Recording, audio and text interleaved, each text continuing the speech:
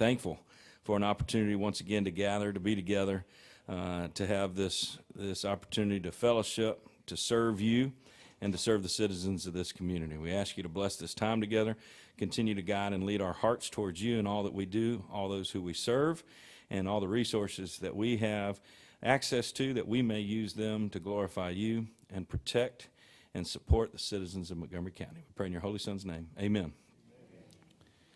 Man of the hour, we're worried. I've never been to bed. You have never had so many people just waiting on you, and so glad you're here today. We apologize to you and apologize to the taxpayers. I'm moving a little slow this morning, but you can't keep a good man down. So, God bless you. All right, Kendall. Good morning. We will go over the items to be considered in the formal session. Consider building lease with Kaiser Timberlands LLC for a building located at 150 Dexter Avenue. Let me backtrack for a little bit. Scheduled attendees for today are Sheriff Derrick Cunningham and our risk manager, Melissa Peete. Now back on schedule. Item number 4, presentation of the FY 2024 County Rebuild Alabama Annual Report. Item number 5, consider bid award to Sharp Cut Lawn Service to provide landscape and irrigation maintenance at Elton Dean Park and landscape maintenance at Sheriff D.T. Marshall Firearms Training Center. Item number 6, consider miscellaneous appropriations to agencies. Are there any additions? All right. Item number 7, consider miscellaneous appropriations to education. And item number 8, consider miscellaneous appropriations from designated revenue. All right. Item number 9, consider travel and training requests for appraisal, community corrections, county commission, detention facility, tax and audit, and the youth facility juvenile court. All right. Sheriff Cunningham, come on down. While the sheriff is making his way down, this is a waived rule item for consideration of budgeted position change to specified pay grade. All right, well, hello. Good morning, everybody. Happy New Year. Hadn't seen all of y'all since last year, so hey, thank y'all. Good. I think Kendall talked about this position. This is for my secretary in our office, and I think I gave you all the printout and stuff on it. Yeah, is there any questions email. for the sheriff on this? This was replacing Lisa. Yeah. Sure didn't want to replace Lisa, but it seems like you got a good one to do that. I was just looking for the printout, but I guess everybody has it. It was the email that we sent out. I saw it on the attachment. Okay, Yeah. Yeah, I need to have a motion to approve waiving rules and a second. so moved. Second.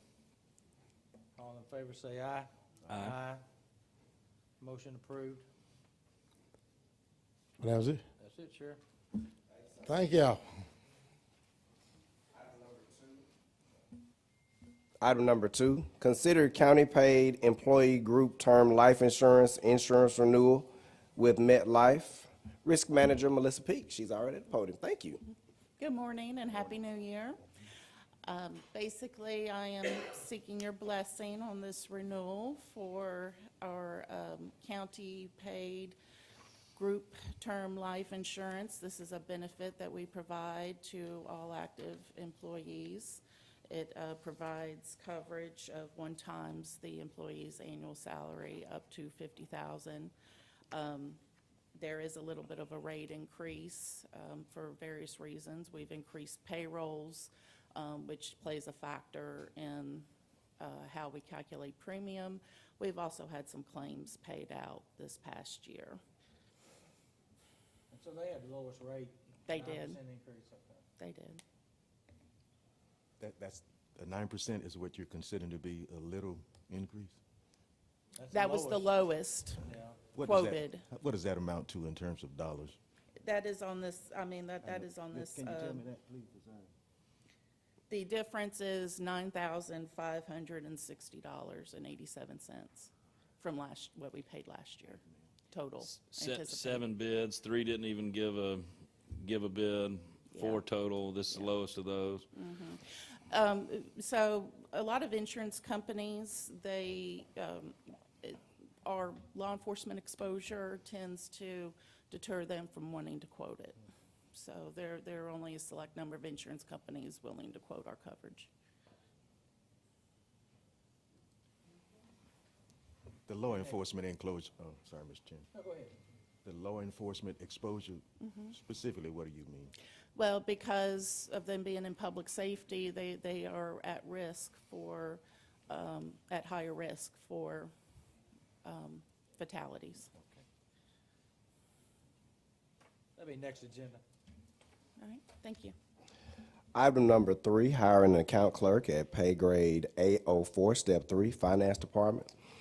The Finance Department has selected a candidate to fill a vacant account clerk position.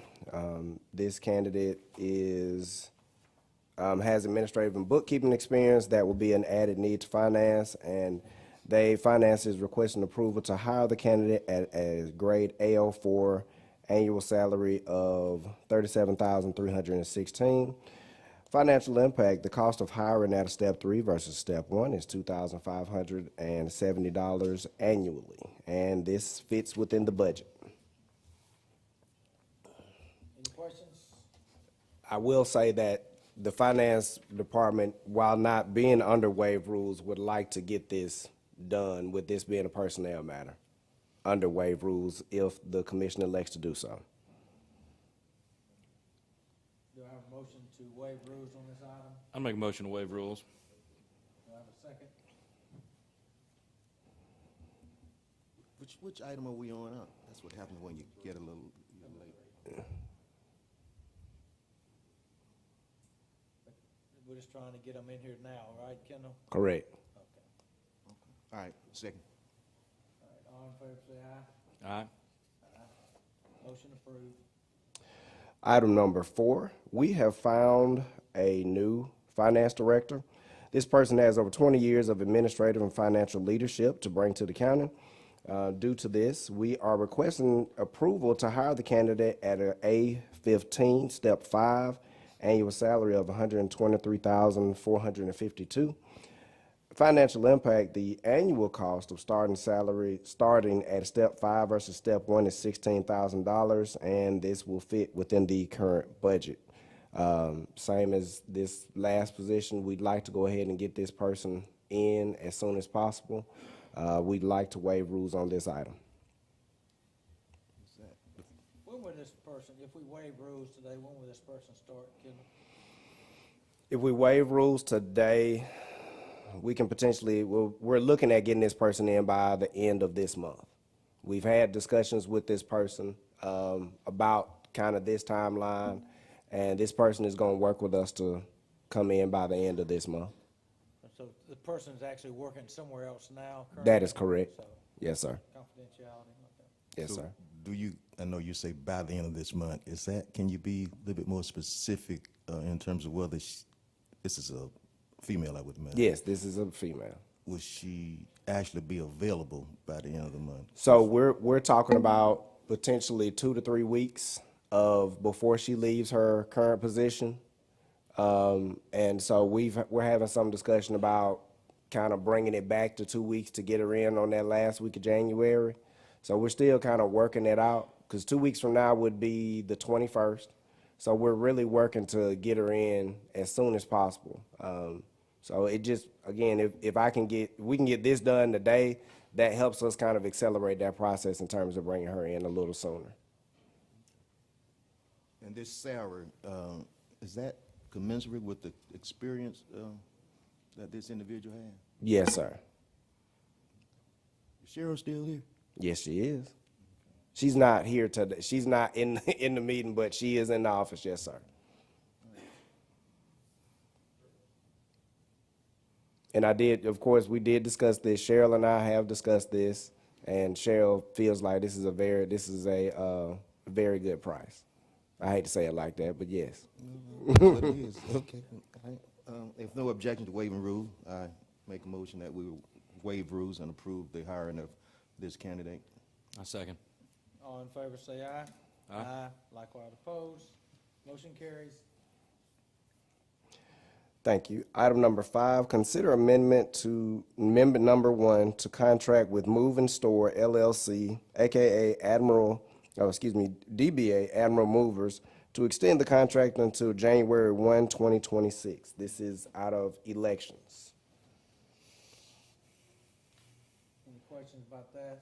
5% increase in accordance with the terms of the contract. How many precincts do we have? I know it's based on precincts. Voting precincts, JC, how many voting precincts do we have? 14, isn't it? On the county side? Yeah. So it's normally anywhere, 9 till 10, 11 on the county side? Is it varied by district? There's a few more in some districts, or are they all, well, it's not equally?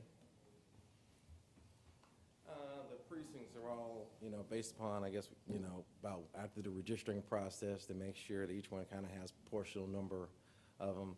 But, and then after the districts are kind of nestled in after that whole process is done. And so we have more than the city. So there are 51 here on the county side, and there are 30, I think 9 on the city side. So there's 10 per district? Yeah. And then one extra, I guess. I believe so. I think we added one to Commissioner Sankey's district because his district is so large. That's right. Because we had people that were having to come all the way over from Wares Ferry over there out there towards That's what Mountain happened. Eggs. And so we kind of split and kind of created another district over there for him to try to make it easier on the people in his districts. But, you all are the ones that determine the locations of it. We try to go ahead and make sure it's ADA compliant and go ahead and be able to handle the volume of the people that are in there. But you all as commissioners decide where we are on the county and the state elections about where we're going to actually go out there and vote. That's why your foot hurts, because you have to run from so many. Yeah, I don't even know why y'all put me way out there to start with, but since it's all said and done. I knew I shouldn't have said that. Oh, yeah. All right, that'll be next agenda.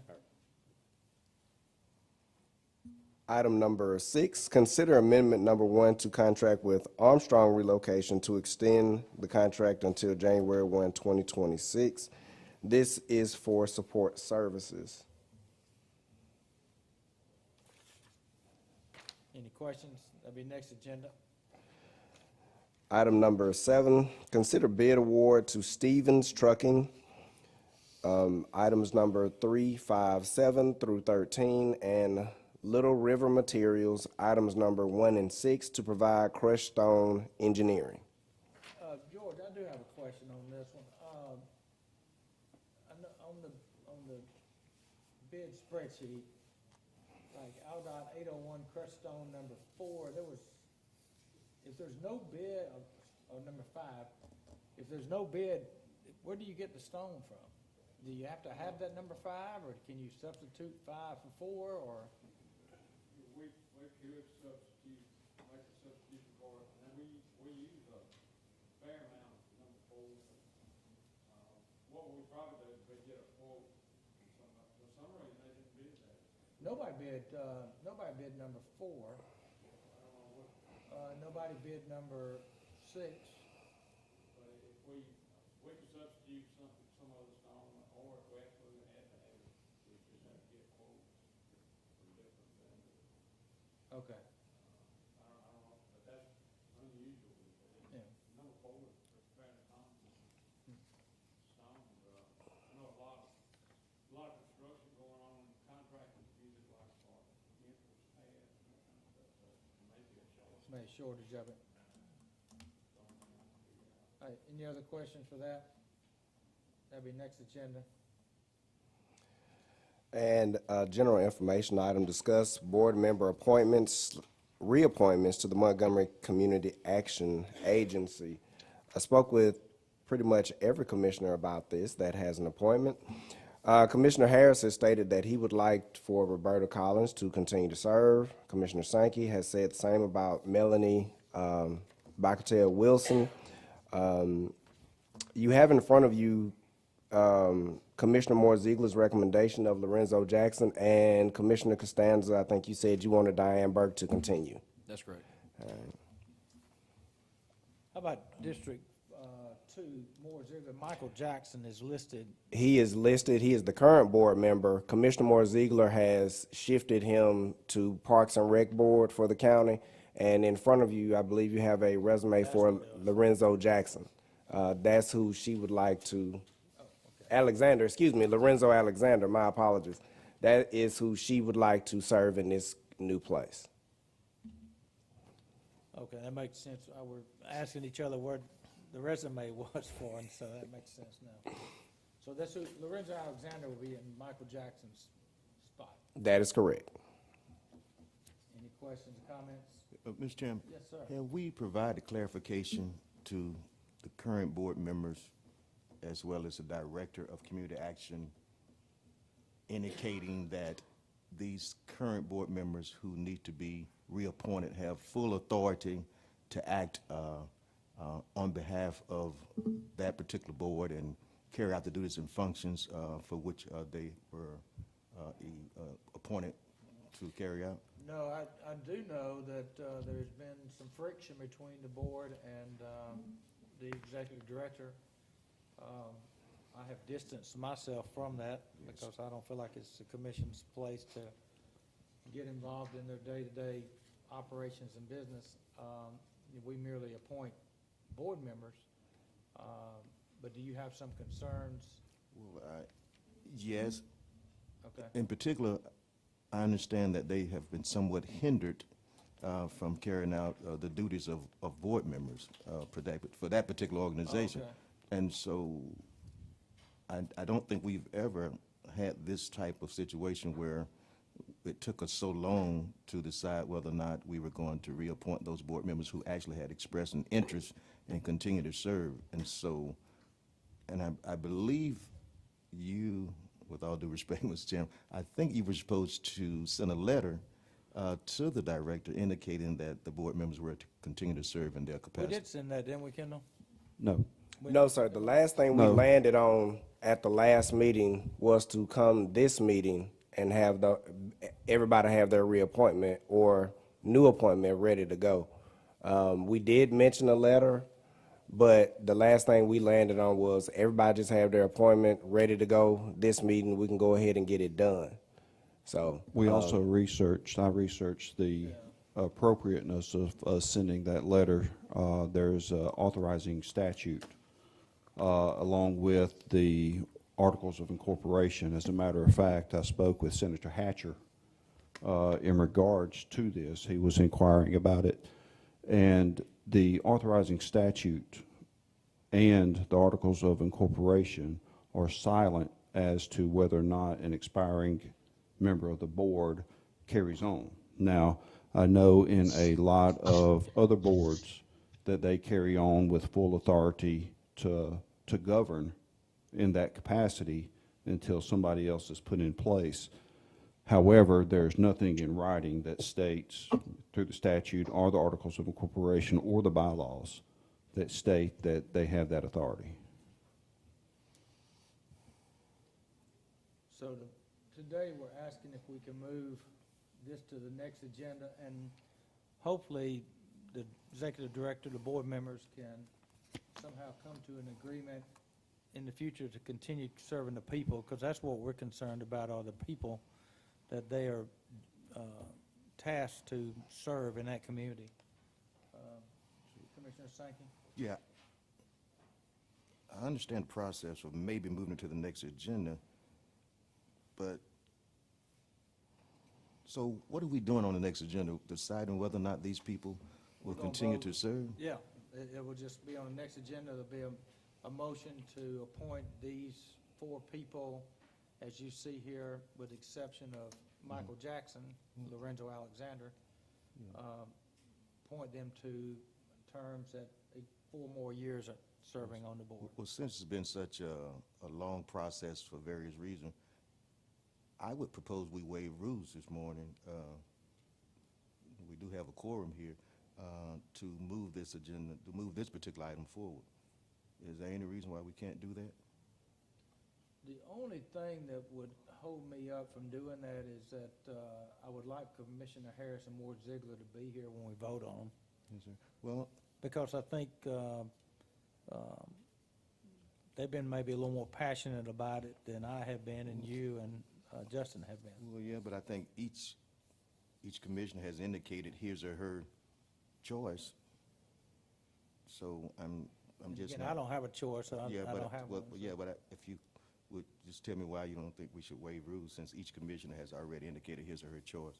Because I think we've held it up too long. It's such a simple matter. I don't know. I don't quite understand what the dilemma is. And as you said, I have kind of distanced myself from whatever might Yeah, be going on yeah, internally. exactly. Yeah, but I'm ready to really move my,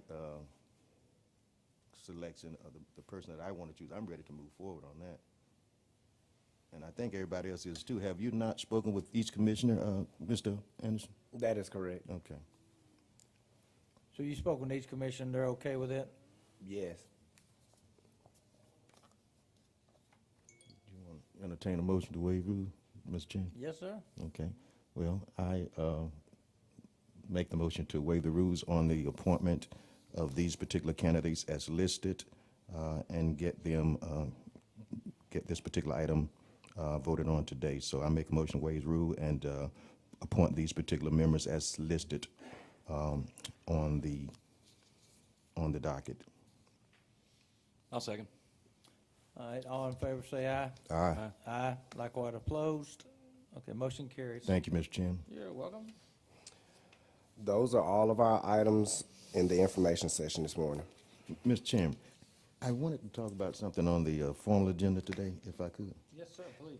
And I apologize. I sent a letter to Mr. Kendall, an email. Apparently didn't get there, so I'm going to ask Rodney if to kind of check the status of the phone and so forth to make sure that it's working properly. But I had a series of questions Yes, sir. regarding the property at 150 Dexter Avenue. Yes, sir. Because I didn't delay voting on that intentionally. I wanted to take my 2 weeks Yes, sir. between agenda items to really kind of get an appreciation for what we're doing, not just with that particular item, but with any item that might come up as a waive rule item.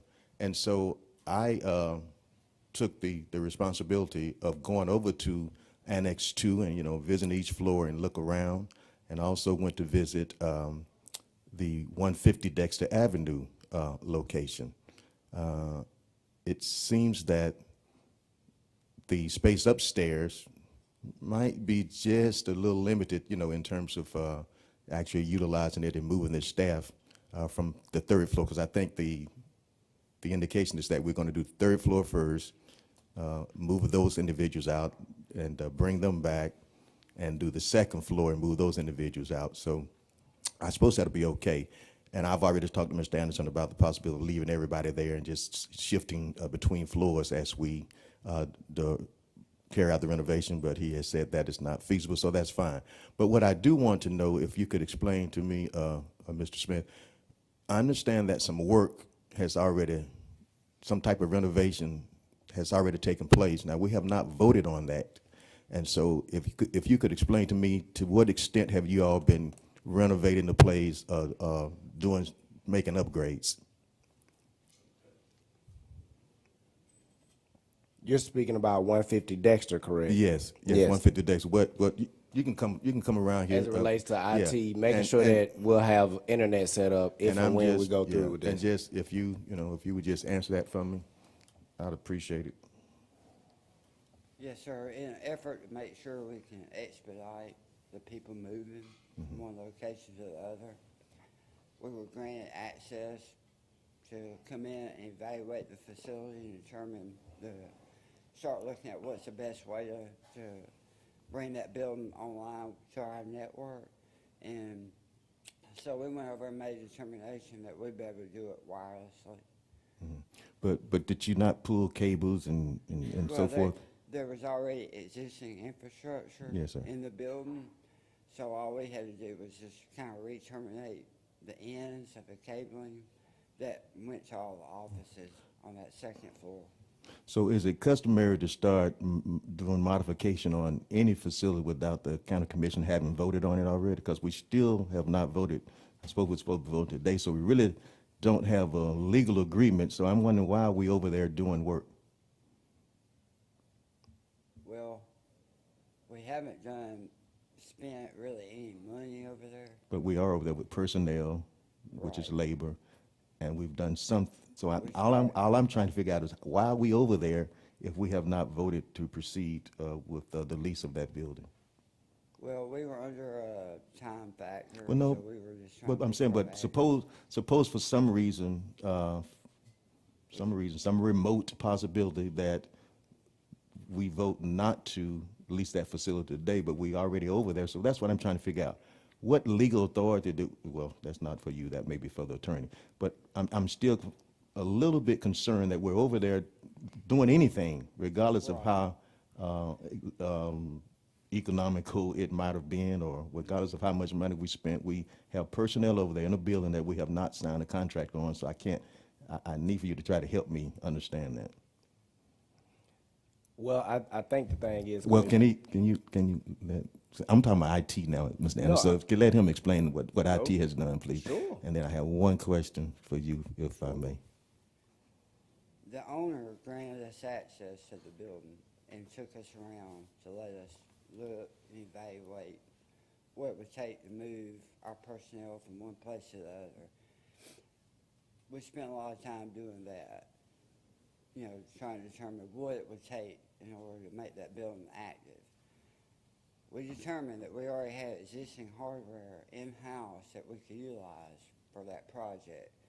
So my team went over there to actually check all the cabling and everything to say, hey, do we need to bring somebody in to rerun cabling, or can we use what's already there? Would it fit the needs of what we're doing? And that's really to the extent of what we're doing. Yes, sir. And so we had made some assumption that we was gonna be over there, even though we haven't voted on it yet. Right, from a proactive standpoint, in the event that it would be voted upon and passed, that we would be ready to go Yes, sir. immediately. In the future, I think we need to avoid spending any money or using employees in a building that we don't have any legal agreement on. So hopefully, Mr. Chairman, we would Yeah, but maybe. you gotta walk through the building. Well, You no, gotta- I'm not talking about looking at it. I'm not talking about that. I'm talking about using the county employees' time and whatever materials we may have used over there to retrofit or whatever we've done over there. That's all I'm saying. Lamar, Do you jumping agree? over there. You wanna come Do you address agree that we should be in the building without a signed lease, doing things using the county employees' time? I'm not saying I agree we're in there doing manual labor or installing fiber or doing something like that till we have an agreement, but I do agree we need to do our due diligence and go out there, just like if I was gonna buy a house or a property, I'm gonna go out there and make sure all the tests are done and Yeah, everything. well, Lamar? that's not my question. That's basically, I sent my heating and air people, my plumber, with Kaiser's permission. We went through the building. We're responsible if the air conditioner goes out according to the lease to replace. My guys checked all the air conditions, make sure there was nothing leaking, plumbing was working. We just did, like Doug said, just a basic, make sure everything's okay before we lease it is all that Sports Services has done. And, you know, Rodney was asked just to evaluate, make sure the cabling and everything would meet what we needed. That's basically all we. And we do that standard procedure. No, every time. please don't try to minimize what I'm asking you, because I have sense enough to know that certainly you want to inspect any property before you purchase or lease it. What I'm asking is, has any money been spent modifying any portion of that building, whether just putting a simple cable in or any work on behalf of the county, utilizing county employees, other than the inspection? No, I mean, Alright, okay. even materials. No material. We have not. Okay. The only thing we have done is spend I time got looking. just a at little bit different perspective on it when I visited. Okay, well, thank you. You have answered the question. Kendall, on the price per square foot, is it $9 per square foot? Is that what the price is? I think that's correct, sir. The average cost in Montgomery County for office space for rent, the average cost is $13 per square foot. Just some comparables, because I did do my homework on this. 1718 West Second Street, I'm not quite sure what building that is on West Second Street, but it's $16 per square foot. Aronoff Center is $17.50 to $19.50 per square foot. 1 Commerce Street, which is very comparable because of Commerce Street being right up from where this Dexter is, I guess. $21 per square foot per year. So I think we're getting a very, very fair price for a very good location, very close to us here. It was a tech center before, right, through the chamber, they used it for, so you know it's got to have all the, you would think it would have good internet and stuff like that in there, wiring and stuff. You would expect it to be, you know, functional and everything, because it's fairly new from what the tech center was only in there 2 or 3 years. I believe. They completely remodeled the top floor, so it's recently, in the last couple of years, been remodeled. Yeah. And all the equipment checked out to be in very good shape. So Yeah, so $9 a square foot, when I heard that price initially, I thought it was very good for office space. Yeah, the best part is the fact that, I'm talking to the mic so people can hear you if you were. the best part is the fact that from internet service, we would have to bring in a new provider to come in to provide that service there. But we're able to do that, which saves, you know, at least $1,000+ a month to be able to do it wirelessly. And that's what my team want to do, is make sure, hey, the owner granted us access, we took our existing equipment we had in our department, we went over it and lit the thing up to make sure that it would work appropriately, so we'd be ready ahead of time. So that way, as soon as everything happened, we don't want anybody waiting on IT. So that was our main goal. Now, I don't have a problem you being proactive, Mr. Smith. I was just Yeah. concerned that we, based upon what I saw and some things I heard, that we had actually started to utilize county staff and materials to upgrade the building without having a lease. That was my concern. Thank you all so much for the time that you spent. And now my next question, Mr. Kendall, Mr. Anderson. Yes, sir. I understand that we are providing the downstairs space to the newly elected congressman from the state of Alabama, Congressman Figures. Now, it seems like that's a lot of space there. Now, let me say this first of all. I'm certainly in favor of housing the congressman and his staff here in Montgomery. Yes. It's good to have one single individual representing all of Montgomery County, so I want to go on record as saying I support that. Yes, but it sir. seems like a lot of extra space downstairs for the congressman and his staff, and I'm just wondering, also, we said we was probably there a year, and then we'll have the building Annex 2 maybe renovated. Yes, and sir. we're going to get out of 150 Dexter Avenue. That is correct. But I also asked you, and I was very, very concerned about, we're not going to put the congressman out after 1 year. And, you know, his term is at least 2 years. So if we say we're going to stick to the 1 year lease, what plans do we have for moving the congressman to a suitable location?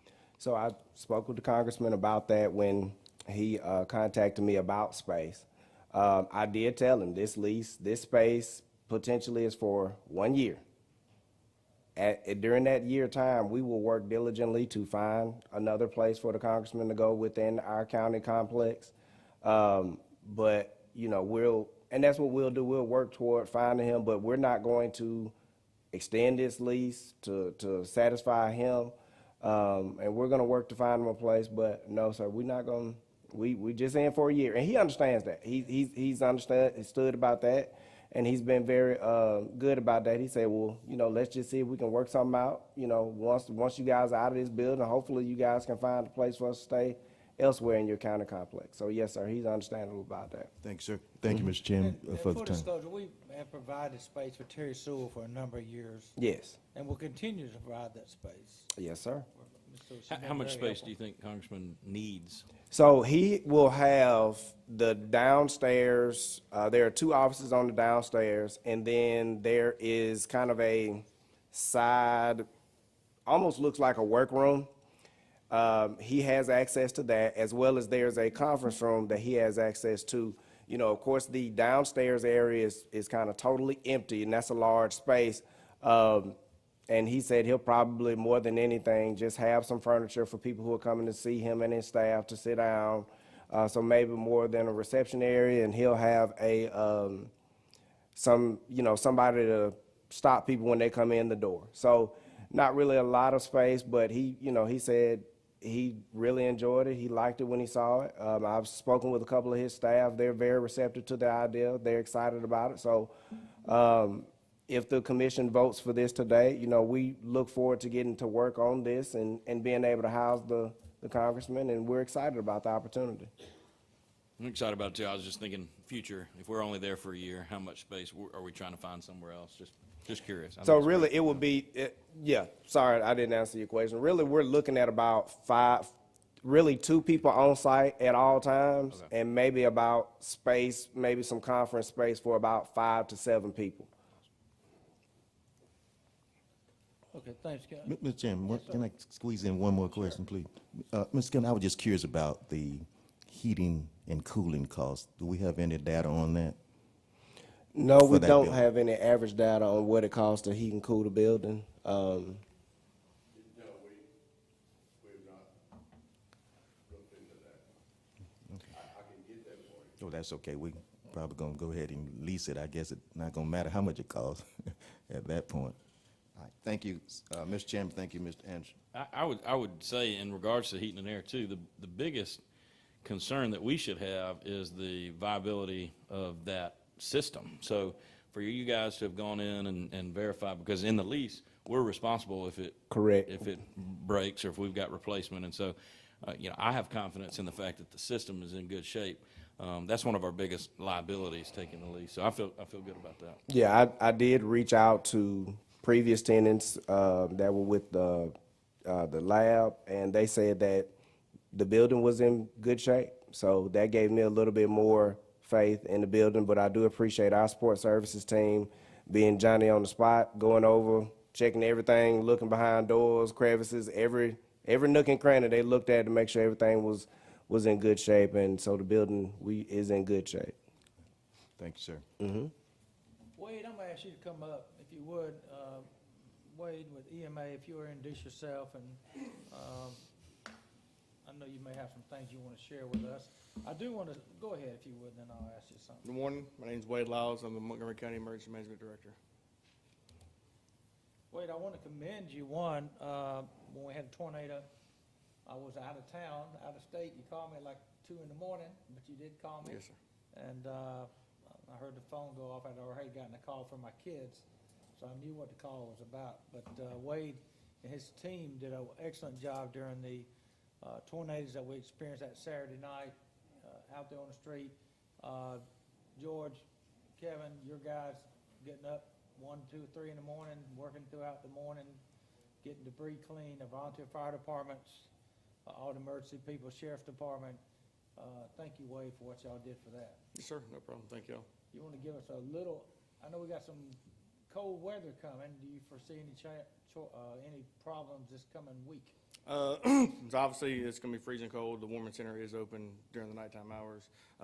As of now, we're projected through Saturday, but looking like next week is going to be just as bad. Where's the warming center for everybody? 3446 LeBron Road, LeBron. Is that the old Floyd? Yeah. Magnet School, yes, Yep. sir. It's actually behind the school. There's like a little band, used to be a band room. We're in that facility right now. As far as the weather, Thursday night going into Friday morning is projected to be some rain, potential snow, depending on where you live in Alabama. So that's our biggest threat, because bringing in rain and 20-degree weather makes the roads icy and stuff like that. So I just advise everybody to be careful when they drive in Friday morning, especially if you live out in the rural areas. It'll be even colder out there than it is inside the city. But that's all we have as far as that. We were fortunate during the tornadoes. Most of it was in rural areas. The industrial park out on Hope Hole was hit very badly. That one, it was a couple miles an hour. If it had been a couple miles an hour faster, it would have been categorized as an EF2. So the industrial park out there took some significant damage. Most of the business will be shut down for a little while as they rebuild or regroup or whatever they need to do to handle their business. But everything else is out in way rural areas. We had 3 confirmed touchdowns in Montgomery County. One of them originally touched down in Lowndes and then crossed over into the county line, so we get credit for that too. But yeah, it was a busy night, but it was a good team. The engineers were Johnny on the spot. As soon as we called them, they answered on the first ring. Everybody kept up to date. Sheriff's Department was out there. They had 22 deputies on shift, and they were just as busy as everybody else. So it was a best case scenario as far as I'm concerned, you know, compared to previous tornadoes we've had in the past. And what a lot of people don't understand is when you have a tornado warning, the volunteer fire department, sheriff's department, of course, they're out, but the engineering, we don't immediately go out when a warning, you can't until the warning stops, because you don't want to put people out there during the warning, so Yeah, people get a so- little confused about that sometimes. They'll call in and say, oh, we got a tree down, blocking the road. Well, we can't really get the volunteer fire department, engineering, sheriff's department out there until they're also safe too, so. Yeah, so now with the modern technology, it makes it easier to figure out where things are a little bit better. In the past, in my previous experience, you know, a lot of people, they'd be out there in the storms and firefighters get injured, sheriff's department get injured because trees are literally falling as they're driving on the road. So now most people have, you know, started to transition to where you go after the storm. And you could even hear it on the radio traffic, you know, the sheriff's department, they start hunkering down. They find them a nice spot to hunker down. Volunteers, they're on standby, they're at their stations, but they're gonna wait for it to pass. Same with us. You know, we're gonna sit in the EOC and wait for everything to pass before we move out, and then once it's passed, then we'll go out there and start assisting citizens. Unless it's a legit life or death emergency, they're not gonna roll. Yeah, exactly. And also electrical lines, Mm-hmm. they can't really get out there until Alabama Power, Yeah, Dixie, to Alabama Power, whoever it is. Dixie, and everybody gets out there and can do their cleanups, and same thing, they're on standby, and they're in their trucks ready, but they're not rolling until it passes. Any questions for Wade while we got him? I just want to say I appreciate your work too, sir. Yes, sir. You dress like a soldier, like you're ready to go. Yes, sir, thank you. All right. I appreciate it. Yeah, We don't anticipate any problems Friday, we hope not. No, it's supposed to be, for this far east as we are in the state, it's just gonna be a typical rainstorm like we normally have. They're not even projecting high winds. It should, you know, the National Weather Service has it categorized as a risk is 0 to 5. They got us at a 1. And most of it, the severe portion of it they're considering is just from the snow and ice. You know, Alabama's not really dealt to deal with heavy ice and snow and stuff like that, so. And the snow should stay Birmingham and north, but the rain will come to us, and that could prevent serious icy conditions. I just want to say thanks too.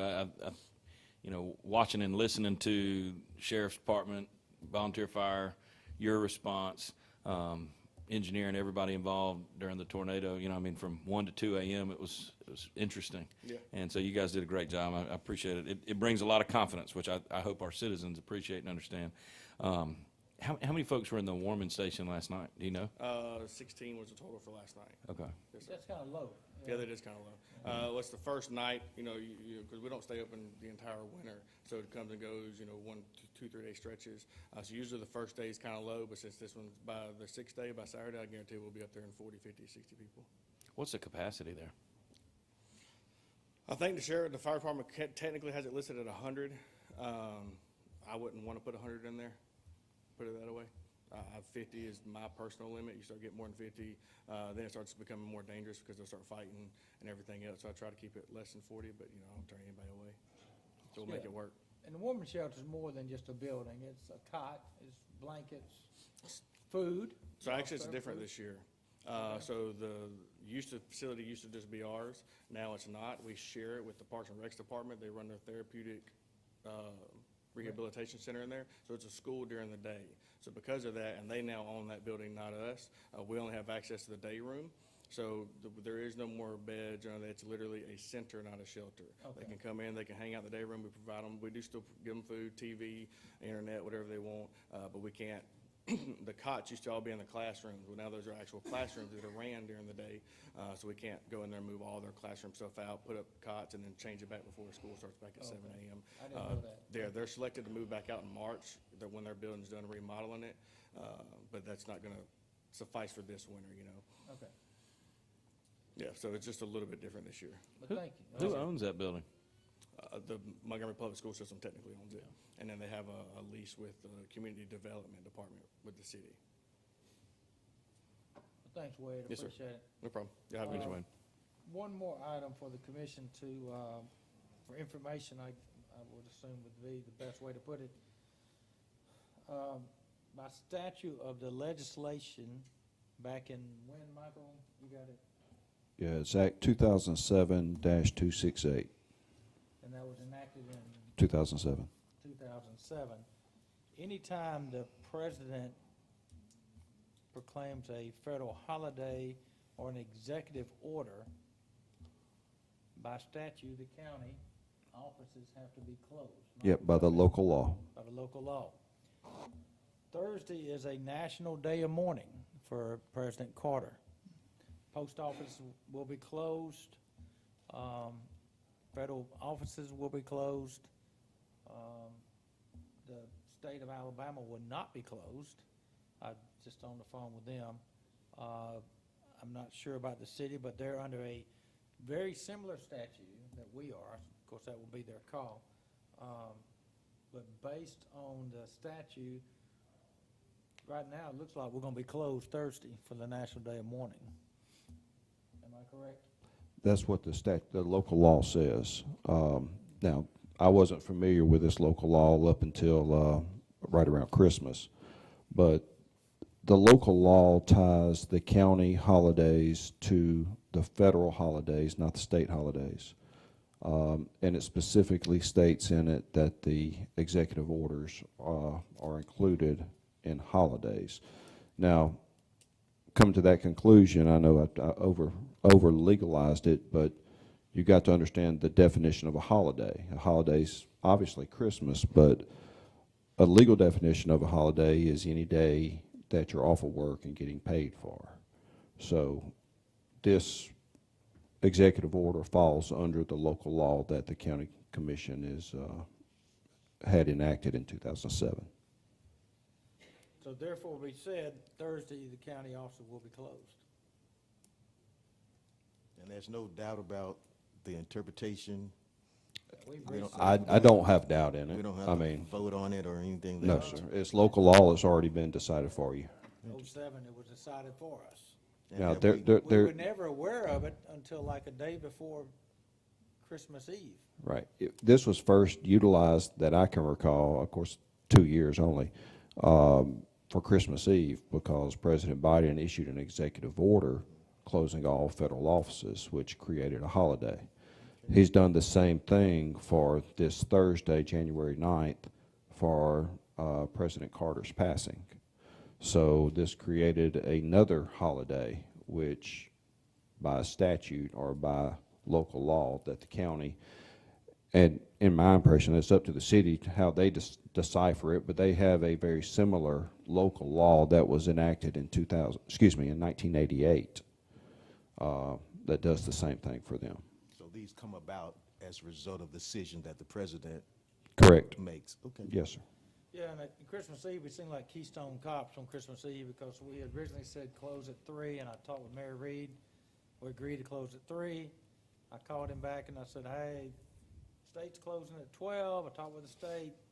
We agreed to close at 12. Called him back, said, hey, I've got some legislation now in front of me I wasn't aware of, that Michael has made us aware of. So we all closed together, the city and the county, except for the essential offices that have to be open. And it affects the city a little bit more than it does us because of sanitation. They have sanitation, we don't, that runs on Thursday, so. Mr. Chairman, Yes, sir.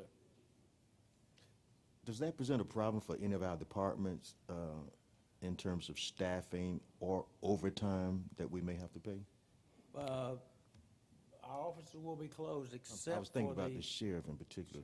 well, Does that present a problem for your department, Sheriff? And is that gonna be some budgetary constraints related to overtime if they have to work on? Yes, sir. Because we go to the weekend schedule, just like it's on the weekend, that's normally what we do when we have, yeah, Christmas, yeah, New Year's, Christmas, same thing. holiday schedule. And so all the admin offices be closed. But people that work 24/7 will still be there. Yeah. Now, it does also state that anybody who has to work it as a necessary, they get a personal day of leave or the amount of time that they would be compensated for it. Yeah, so it's again, as I stated earlier, it's really I'm sharing this for information. There's nothing for us to vote on. It's been set down for us. But, Mr. Chairman, everybody looks sad that they can't, I don't see anybody getting excited. Back row is actually smiling pretty hard right now. I think they're, Just remember. I think they want to smile, but you know, it's one of those, It's I'm not a- gonna say anything till we get out of here. But out of respect for President Carter, it is National Day of Mourning. Mourning. So, but anyway, we've got a couple of minutes. We can get started pretty close to 10 o'clock. Does anybody need a break, or y'all want to go right into it? I'm good to go. Tammy, you need a few I minutes? see some people jumped up. Swap over. Swap over? Yeah. 2 minutes? Okay.